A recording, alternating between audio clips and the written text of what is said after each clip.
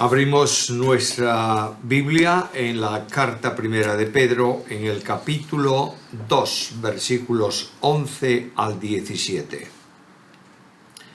Escribe así el apóstol: Amados, yo os ruego como a extranjeros y peregrinos que os abstengáis de los deseos carnales que batallan contra el alma, manteniendo buena vuestra manera de vivir entre los gentiles, para que en lo que os calumnian como malhechores, glorifiquen a Dios en el día de la visitación al observar vuestras buenas obras. Por causa del Señor, someteos a toda institución humana, ya sea al rey como a superior, ya a los gobernadores como enviados por él para el castigo de los malhechores y alabanza de los que hacen el bien, porque esta es la voluntad de Dios, que haciendo el bien, hagáis enmudecer la ignorancia de los hombres insensatos, como libres, pero no como los que tienen la libertad como pretexto para encubrir la malicia, sino como siervos de Dios. La vida en la gracia, que es el tema de la carta primera de Pedro, es una gracia que no solamente salva y no solamente permite también el sufrimiento por Cristo, sino que es una gracia que transforma. El creyente en la gracia vive conforme a la voluntad de Dios y es una manifestación visible del comportamiento que Dios quiere que sus hijos tengan como luces en un mundo en tinieblas. La gracia salvadora convierte al creyente en una persona sumisa, no solo dentro del orden eclesial, que es importante, sino también en la sociedad, aceptando sin reservas el gobierno que la nación tiene establecido. Algunos dirán: esto es fácil de decir, pero el gobierno que tenemos no se comporta conforme a la ética bíblica. Quiero recordarte desde el principio ya que la Biblia dice, en palabras de Jesús: mi reino no es de este mundo. Por tanto, leímos el pasaje y descubrimos tres cosas en él. Primeramente, un estilo de vida, versículos 11 y 12. En segundo lugar, una manifestación de vida, versículos 13 al 16. Y termina esa serie con un mandamiento que está en el versículo 17. Primeramente está el estilo de vida. Y el apóstol comienza con un ruego. Es muy interesante notar que muchas veces los que pueden ordenar porque tienen autoridad apostólica ruegan, y dice, hablando a los creyentes, primeramente les llama amados, es decir, personas que como hermanos sentimos por cada uno de ellos un amor especial, y a estos amados les ruega, que indudablemente, aunque es un ruego, expresa la autoridad del apóstol y por tanto lo que va a decir es un mandamiento para cada uno de nosotros. Lo primero que nos hace notar es nuestra condición. Os ruego como a extranjeros y peregrinos. La palabra aquí utilizada para referirse al creyente extranjero se aplica a aquella persona que no tiene los privilegios de un ciudadano, porque no pertenece a ese entorno social o esa nación. El creyente es un ciudadano del cielo que transita por este mundo. Así lo expresó el apóstol en el capítulo 1 y en el versículo 1, a los que como extranjeros viven esparcidos por el Ponto, Galacia, Capadocia, Asia y Bitinia. Están en el mundo, pero no son del mundo.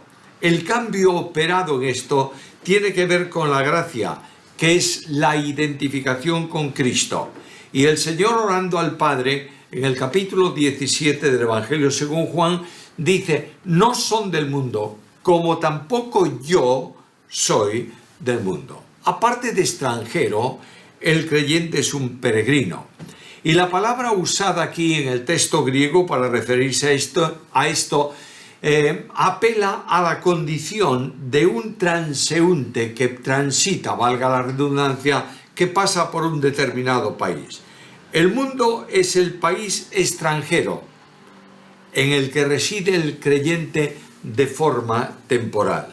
Cristo enfatiza esto cuando dice así: yo les he dado tu palabra y el mundo los aborreció, porque no son del mundo, como tampoco yo soy del mundo.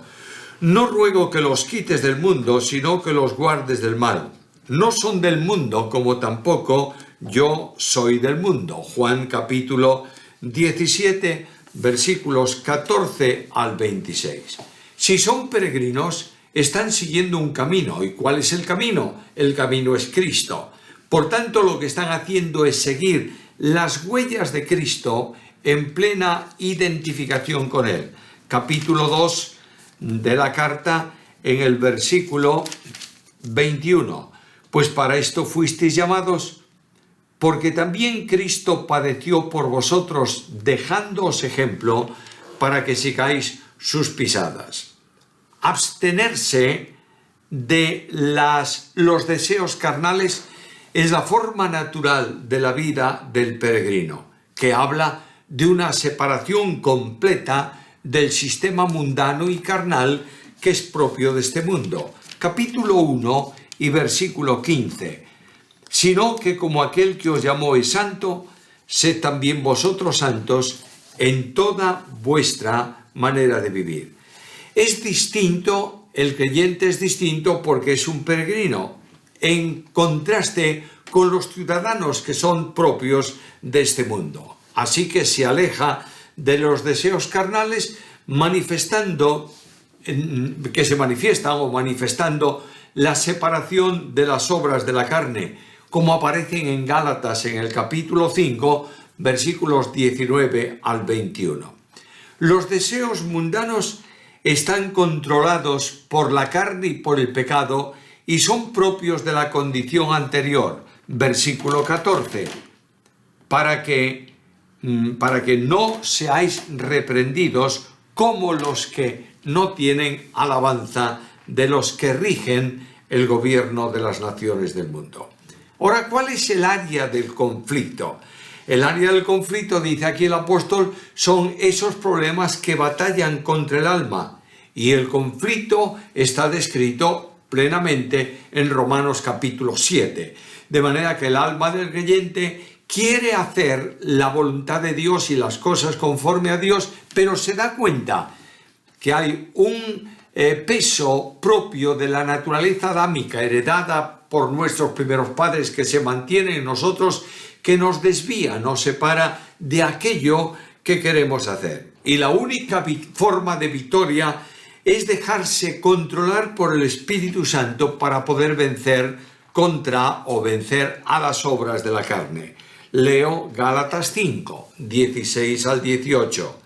Digo pues, andad en el Espíritu y no satisfagáis los deseos de la carne, porque el deseo de la carne es contra el Espíritu y el del Espíritu es contra la carne, y estos se oponen entre sí para que no hagáis lo que queréis, sino que hagáis aquello para lo que el Espíritu Santo os está guiando, porque ya no estáis bajo la ley.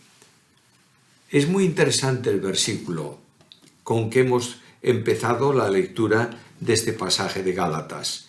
Andad en el Espíritu y no satisfagáis los deseos de la carne. Voy a decirlo de otra manera. Mientras caminamos en el Espíritu, no satisfacemos los deseos de la carne. Y llegamos a este versículo 12. Manteniendo vuestra manera de vivir correcta o buena entre los gentiles. Aquella antigua versión de 1925 o 1905 decía de esta manera: manteniendo vuestra conversación correcta entre los gentiles. El idioma cambia y lo que nos está diciendo es que el estilo de vida, la forma natural de aquello que se aprecia como vida nuestra en el mundo, debe ser manifestado, expresado en una conducta buena. La conducta del cristiano no es algo puntual, sino continuo, manteniendo buena vuestra conducta. Es decir, la conducta se va desarrollando, se mantiene permanentemente y es lo que los hombres del mundo ven cuando observan, o deben ver cuando observan la vida de un cristiano. En contraste con la conducta del mundo, el creyente debe tener, mantener, exhibir una conducta irreprochable. ¿Cuál es la conducta del creyente? Es aquella que produce alabanza para Dios. Cuando Cristo en el Sermón de la Montaña se refiere a ella, dice para que los hombres vean vuestras buenas obras y glorifiquen a vuestro Padre que está en los cielos. Mateo capítulo 5 y versículo 16.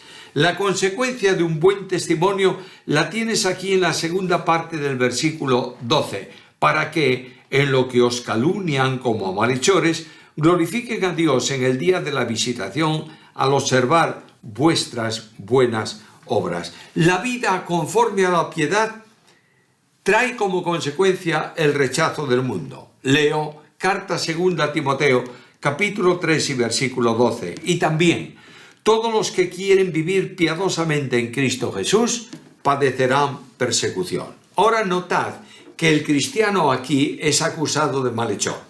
Especialmente en el entorno judío, los cristianos eran acusados de malhechores porque seguían a alguien que fue colgado en un madero, y esto era evidencia de malhechor, estaban siguiendo a un malhechor. Pero lo mismo para los romanos, porque Jesucristo el Señor fue condenado a muerte por sedicioso, porque se hacía rey en lugar de César. De manera que el cristiano es acusado de malhechor. Una cosa es ser acusado, otra cosa muy distinta es que realmente sea malhechor. Por este motivo habla aquí el apóstol de que os acusan falsamente murmurando, es decir, hablan con ánimo de desprestigiar, y esto incluye también el conflicto que produce la religión.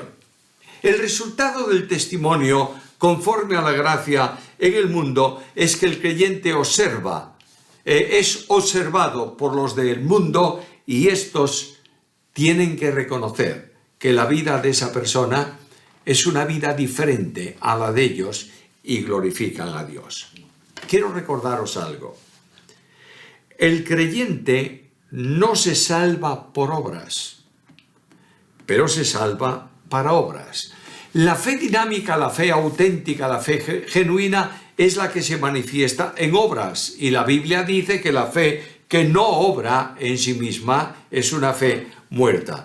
La fe dinámica se manifiesta de esta manera: absteneos de toda especie de mal. Primera carta a Tesalonicenses, capítulo 5 y versículo 22. Perseverar en el pecado es señal de no haber sido regenerado. El apóstol Juan lo dice con toda claridad en su carta primera, capítulo 3, versículos 6 al 9. Todo aquel que practica el pecado, todo aquel que peca, dice la epístola, no le ha visto, no le ha conocido. No significa esto que el creyente no caiga ocasionalmente en el pecado. Todos caemos. Otra cosa muy distinta es que viva en la práctica deleitosa como el mundo del pecado. Quien vive en el pecado, quien se goza en el pecado, quien practica el pecado, no ha visto a Dios ni le ha conocido.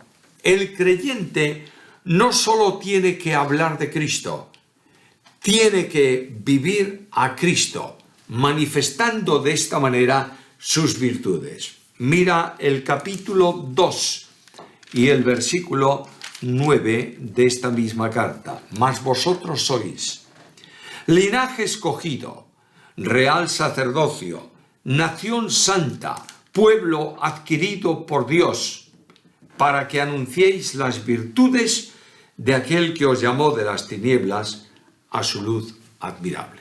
No dice para que habléis de virtudes, sino para que exhibáis las virtudes de Dios, las perfecciones de Dios que se comunican por la acción del Espíritu y que reproducen a Jesucristo en nuestra vida personal. En segundo lugar está la manifestación. Y la manifestación tiene que ver con un estilo de vida en relación con los gobiernos. En este pasaje, versículo 13, por causa del Señor, someteos a toda institución humana, ya sea al rey como superior, ya a los gobernadores enviados por él. La acción suprema de este comportamiento tiene que ver por causa del Señor. Es decir, siguiendo el ejemplo del Señor. Cuando voy a la vida de Cristo, descubro que el Señor pagaba los impuestos. Mateo capítulo 17, versículo 27.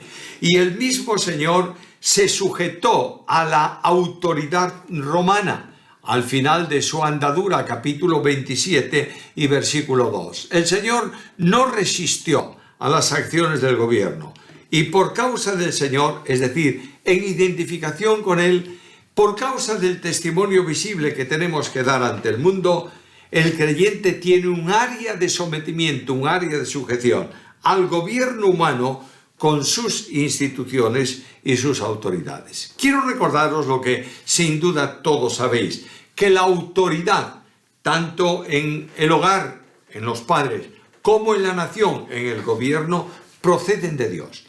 No quiero decir con esto que Dios coloca, que sitúa, que pone en ese sitio a los gobernantes que nosotros tenemos, pero lo que sí tengo claro es que la Biblia delega en el gobierno humano la autoridad divina para que pueda ser controlada la maldad de los hombres. La resistencia a la autoridad gubernativa es una resistencia a Dios. Romanos capítulo 13 y versículo 2. Esto se manifiesta, entre otras cosas, en el pago de impuestos. El apóstol Pablo, en ese mismo capítulo 13 de la carta a los romanos, en el versículo 7, dice a los creyentes que tenemos que pagar nuestros impuestos. Y el respeto por las autoridades es una de las obligaciones morales del creyente, respetando a aquellos que nos gobiernan, porque Dios ha delegado en ellos autoridad para que la ejerzan en la nación que están gobernando. El creyente tiene una responsabilidad: no rebelarse contra las autoridades, sino orar por ellas. Carta primera a Timoteo capítulo 2 y versículo 2, en donde se nos exhorta a orar por aquellos que nos gobiernan, para que podamos vivir quieta y reposadamente, y por supuesto, por eso, o de esa manera, en quietud y en reposo, poder ejercer nuestro ministerio de proclamar el Evangelio a las personas. La única excepción que el creyente tiene para no obedecer a las autoridades es cuando lo que ellas decretan ofende, contradice abiertamente la voluntad de Dios, en cuyo caso la obediencia es a Dios antes que a los hombres, como Pablo dijo a las autoridades judías en su tiempo, Hechos capítulo 4 y versículo 19. Ahora, hay unas autoridades que están establecidas, versículo 13, por causa del Señor, someteos a toda institución humana, ya sea al rey como superior, ya a los gobernadores como enviados por él para castigo de los malhechores y alabanza de los que hacen bien. Hay quienes afirman desconocer cuál es la voluntad de Dios para su vida. Nota lo que dice aquí el apóstol Pedro. La voluntad de Dios es una: hacer el bien. Y en este caso concreto, someterse a las leyes de la nación, someterse a las autoridades. La consecuencia es muy evidente: para hacer callar a los ignorantes y a los insensatos. Quienes acusan al creyente de malhechor son ignorantes acerca de Dios y son insensatos porque son incapaces de reflexionar. La verdadera libertad cristiana la encuentras expresada en el versículo 16. Como libres, pero no como los que tienen la libertad como pretexto para encubrir la malicia, sino como siervos de Dios. El creyente fue hecho libre de los condicionamientos de esclavitud que lo controlaban para que pueda servir a Dios con libertad.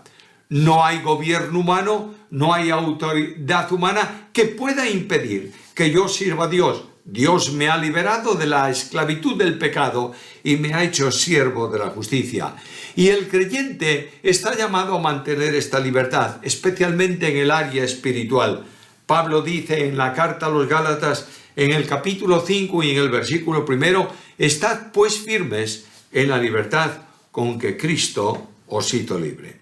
Ser libre no es hacer lo que quieres, es hacer lo que debes. La libertad no es licencia para hacer lo malo, como pretexto para hacer lo malo, dice el apóstol, literalmente como pretexto para encubrir la malicia. La libertad es propia de los que sirven a Dios y como consecuencia de la identificación con Cristo. El pasaje concluye con un mandamiento, y el mandamiento es expresado así, con verbos en imperativo, versículo 17. Honrad a todos, amad la fraternidad, temed a Dios, honrad al Rey. 3 imperativos de 3 verbos. Honrad, amad, temed. En relación con los hombres, honrad. Es decir, hay que dar honor a cada uno como le corresponde, tomando la honra a los demás como una deuda que tenemos que cumplir. Leo Romanos capítulo 13 y versículo 7. Pagad a todos lo que debéis. Al que tributo, tributo. Al que impuesto, impuesto. Al que respeto, respeto. Al que honra, honra. De modo que la honra es una deuda. Pagad a todos lo que debéis. Debemos tomarla como una deuda que hay que liquidar. Cuando tienes una deuda pendiente, procuras cancelarla en su momento conforme a lo que has acordado. Aquí hay una deuda de respeto, de honra, de atención hacia las otras personas. Esto de honrar comprende la cortesía y la educación, entre otras cosas, respetando a los mayores y, como dice la ley, levantándose delante de las canas. En un mundo en donde las personas mayores se les falta abiertamente al respeto, donde la sociedad de hoy ha hecho tabula rasa de cualquier cosa, el creyente está llamado a mantener una respetabilidad para con los mayores, atendiéndolos en sus necesidades y cuidando con mucho respeto de ellos. La buena educación y la cortesía son un prestigio para la dignidad del Evangelio. Algo más, segunda demanda, amad a los hermanos. Este amor está o es extensivo a todos los creyentes. El amor fraterno es el testimonio de que realmente somos hijos de Dios. De la misma manera como nosotros hemos sido amados por Dios, así nosotros amamos a los demás. Y cuando el Señor Jesús habla del distintivo de iglesia, lo dice con estas palabras: en esto conocerán todos que sois mis discípulos si tuvieseis amor los unos para con los otros. Es más, hay algo muy serio y muy solemne. El que no ama a los hermanos es inútil para la obra de Dios. Lo tienes descrito por el apóstol Pablo en la carta primera a los Corintios, capítulo 13, versículos 1 al 3. Si yo tengo todos los dones y las capacidades, pero no tengo amor, vengo a ser como metal que resuena y címbalo que retiñe. ¿Algo más? A veces podemos preguntar, ¿cómo sé yo que soy salvo? Y la respuesta bíblica es muy sencilla. El que no ama a su hermano está en muerte. Carta primera de Juan, capítulo 3, versículo 14. Se nos manda también temed a Dios y está vinculado con el respeto a las autoridades. El que respeta a las autoridades está demostrando amor a Dios porque Dios las ha establecido. Y dice el libro de Proverbios en el capítulo 24 y versículo 21 estas palabras: teme al Señor, hijo mío, y al Rey. El temor a Dios es la actitud fundamental del cristiano. Capítulo 1 de esta carta, versículo 17. Si invocáis por Padre a aquel que sin acepción de personas juzga según la obra de cada uno, conducíos en temor todo el tiempo de vuestra peregrinación. Estamos actuando de esta manera, estamos manifestando el respeto por las leyes de la nación y por las autoridades como expresión del temor a Dios. Aquí el apóstol con este imperativo lo deja claro: temed a Dios, y concluye diciendo: honrad al rey. Notad que hay una doble porción de honor para el rey, es decir, para la máxima autoridad de la nación, en aquel tiempo el emperador o el rey. Versículo 17, honrad a todos. Finalmente, honrad al rey.